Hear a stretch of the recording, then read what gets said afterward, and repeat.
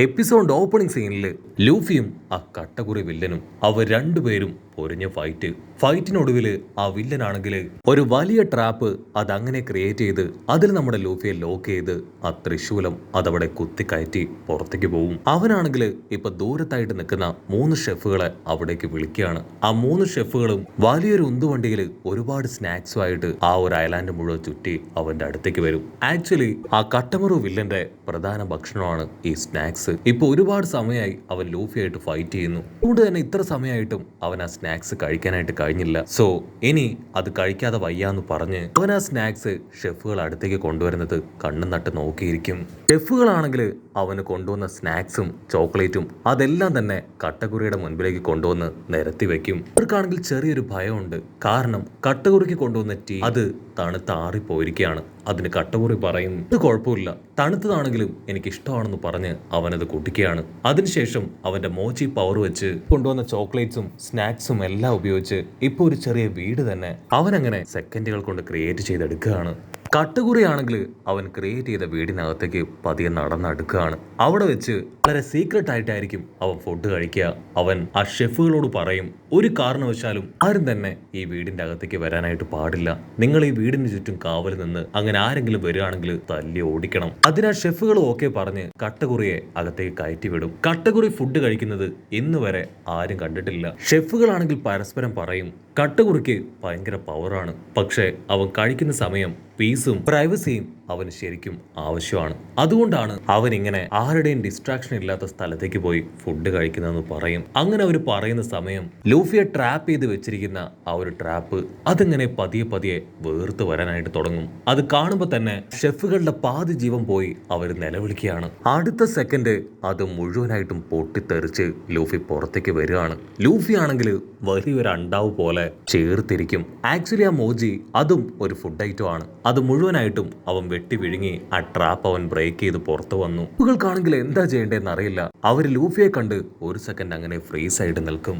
Luffy ആണെങ്കിൽ ആ ഷെഫുകളോട് കട്ടകുറി എവിടെയും ചോദിക്കും. അത് കേട്ട് അവരുടെ മനസ്സിലെ പേടി അത് ഇരട്ടിയാവും. കാരണം ഫുഡ് കഴിക്കുമ്പോൾ അവനെ ആരും ഡിസ്റ്റർബ് ചെയ്യാൻ പാടില്ല എന്ന് അവൻ തീർത്തു പറഞ്ഞിട്ടുണ്ട്. അതുകൊണ്ട് തന്നെ അവരൊരു ഓസ്കാർ ആക്ടിംഗ് ഒക്കെ കൊടുത്ത് ലൂഫിയോട് പറയും, അയ്യോ ഇല്ല ഇല്ല കട്ടകുറി. അവൻ അപ്പം തന്നെ ബൈ ബൈ പറഞ്ഞ് ഈ മിറർ വേൾഡിൽ നിന്ന് പുറത്തേക്ക് പോയി. ലൂഫിക്കാണെങ്കിൽ അത് കേട്ട് ഒട്ടും വിശ്വാസം തോന്നില്ല. അവൻ അടുത്തുള്ള ആ ഒരു വലിയ വീട് കാണും. അതിൽ നിന്ന് ഒരു സ്ട്രോങ് ശബ്ദം അതവൻ കേൾക്കുകയാണ്.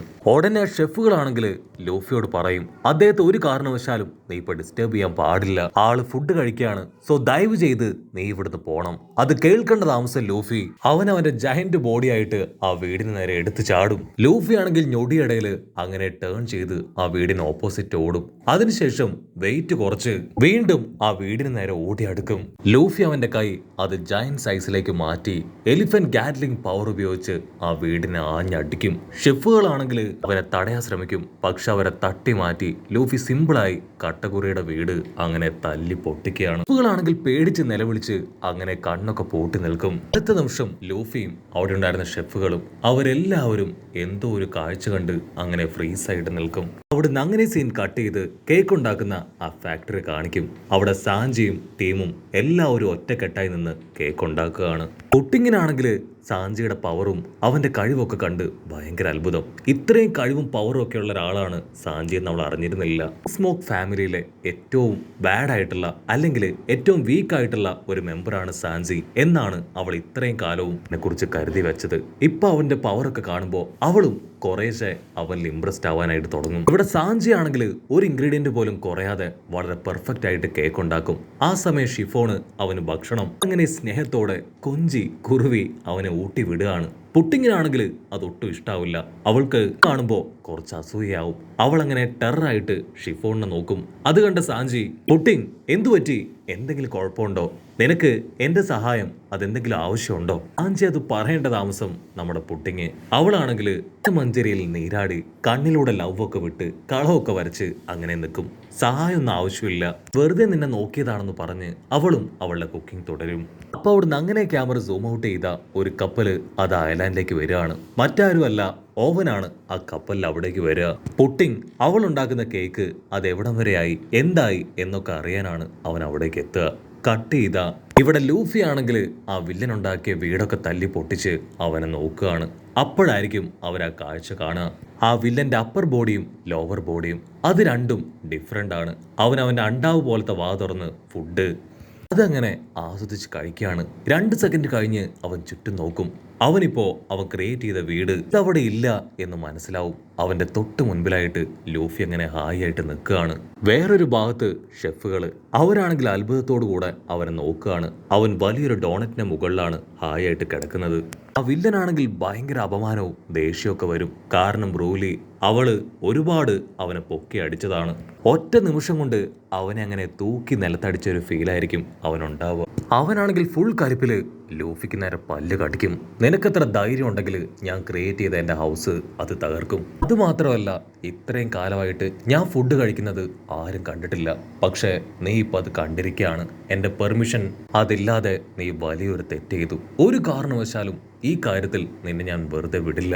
ഷെഫുകൾക്കാണെങ്കിൽ എന്താ ചെയ്യേണ്ടതെന്ന് അറിയില്ല. അവർക്ക് നന്നായിട്ട് അറിയാം അവരെ കട്ടക്കുറി വെറുതെ വിടാൻ പോകുന്നില്ല എന്ന്. അവരാണെങ്കിൽ സർവ്വജീവനും കയ്യിലെടുത്ത് 100-110 ഓടും. പക്ഷേ ഒരു ലെവൽ കഴിയുമ്പോൾ അവർക്ക് ഓടാനാവില്ല. കട്ടക്കുറി അവന്റെ പവർ വെച്ച് അവരെ എല്ലാവരെയും അങ്ങനെ സ്റ്റോപ്പ് ചെയ്യിപ്പിച്ചിരിക്കുകയാണ്. അവരാണെങ്കിൽ നിലവിളിച്ചു പറയും, പ്ലീസ് ദയവ് ചെയ്ത് ഞങ്ങളെ ഒന്നും ചെയ്യരുത്. ഞങ്ങൾ ഇവിടെ കണ്ട കാര്യം ആരോടും പറയില്ല. അവരത് പറയേണ്ട താമസം അതിൽ ഷെഫിന്റെ നെഞ്ചില് അവന്റെ ആയുധം അതങ്ങനെ കുത്തിയിറക്കും. ചോര തുളുമ്പി ആള് സ്പോട്ടില് മരിക്കുകയാണ്. അതിനുശേഷം ആ 3 ഷെഫുകളെയും അറഞ്ചം പുറഞ്ചം അടിച്ച് താഴെയിടും. പിന്നീട് ലൂഫിക്ക് നേരെ ടേൺ ചെയ്ത് അവന്റെ കൈ ജയന്റാക്കി മാറ്റി വലിയ പവർ ഉപയോഗിച്ച് അവനെ ആഞ്ഞെട്ടിക്കും.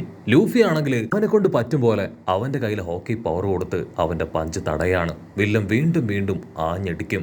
ആ ഇടിയെല്ലാം ലൂഫി അവനെ കൊണ്ട് പറ്റും പോലെ അവന്റെ ഹോക്കി പവറിൽ അങ്ങനെ പ്രിവെന്റ് ചെയ്യും. അവസാനത്തെ പഞ്ചില് ലൂഫി തെറിച്ചു പോയി അടിച്ചു വീഴും. അവന്റെ കൈ രണ്ടും ചുമന്നു പോവാണ്. വേദനയില് ലൂഫി നിലവിളിക്കും. കുറി വില്ലൻ അവൻ ഇത്രയും കാലവും സൂക്ഷിച്ച അവന്റെ സീക്രട്ട് അത് റിവീൽ ആയതില് അവൻ ഒരുപാട് കലിയുണ്ട്. സോ ലൂഫിയെ തിരിച്ചും മറിച്ചും അവൻ ആഞ്ഞെട്ടിക്കും. അതിനുശേഷം ഫുൾ ഫോഴ്സിൽ ഒരൊറ്റ ഇടിയാണ്. ആ ഒരു ഇടിയില് സെക്കൻഡ് ലൂഫി ആണെങ്കിൽ കാലനെ തന്നെ ഒന്ന് മനസ്സിൽ കാണുകയാണ്. ലൂഫിയെ കൊണ്ടാണെങ്കിൽ അത് സഹിക്കാനായിട്ട് കഴിയില്ല. അവൻ സർവ്വശക്തി എടുത്ത് ആഞ്ഞൊരിടി. ഇത്തവണ ലൂഫിയുടെ പഞ്ച് അത് ആ വില്ലൻ കട്ടകുരിയുടെ ഫേസിൽ കറക്റ്റായിട്ട് കൊള്ളുകയാണ്. അപ്പോഴായിരിക്കും ഫൈറ്റിംഗ് സ്റ്റൈലും പവറും അതിപ്പോ കൃത്യമായിട്ട് തിരിച്ചറിയുക. കട്ടകുറിയാണെങ്കിൽ അവന്റെ മോച്ചി പവർ വീണ്ടും എടുക്കും. അതേസമയം ലൂഫി അവൻ 4th ഗിയറിലേക്ക് പോയി പൊരിഞ്ഞാട്ടി. പക്ഷെ ഇത്തവണത്തെ ഫൈറ്റില് മോജി പവറിന് ലൂഫിയുടെ മുൻപിൽ പിടിച്ചു നിൽക്കാനാവില്ല. കാരണം ലൂഫി അവന്റെ എല്ലാ പഞ്ചും തടുത്ത് അവനെ തിരികെ പഞ്ച് ചെയ്യാണ്. ലൂഫിയുടെ പഞ്ചിങ് സ്റ്റൈല് അത് ചേഞ്ച് ആവുമ്പോൾ തന്നെ കട്ടകുറിക്ക് മനസ്സിലാവും അവന്റെ പഞ്ചിങ് സ്റ്റൈല് അത് ലൂഫി മനസ്സിലാക്കിയെന്ന്. കട്ടകുറി എന്തെങ്കിലും ചെയ്യുന്നതിന് മുൻപേ ലൂഫി അങ്ങനെ വെട്ടിത്തിരിഞ്ഞ് പുറകിലൂടെ വന്ന് ഒരൊറ്റ ഇടി. ആ ഒരു ഇടിയിൽ മുഴുവനായിട്ടും തകർന്ന് കട്ടകുറി അങ്ങനെ നിലത്തടിച്ചു വീഴും. അങ്ങനെ ഫസ്റ്റ് ടൈം നമ്മുടെ ലൂഫി നല്ലൊരു പഞ്ച് കൊടുത്ത് അവനെ അടിച്ച് താഴെ ഇടുന്നതോടു കൂടെ ഈ ഒരു എപ്പിസോഡും അവസാനിക്കുന്നു. എപ്പിസോഡ് ഇഷ്ടപ്പെടുകയാണെങ്കിൽ തീർച്ചയായിട്ടും ലൈക്ക് ചെയ്യാനും കമൻറ്റ് ചെയ്യാനും ഷെയർ ചെയ്യാനും മറക്കല്ലേ. അടുത്തൊരു അടിപൊളി എപ്പിസോഡുമായിട്ട് കാണുന്നവരെ it's me with Mallu episode.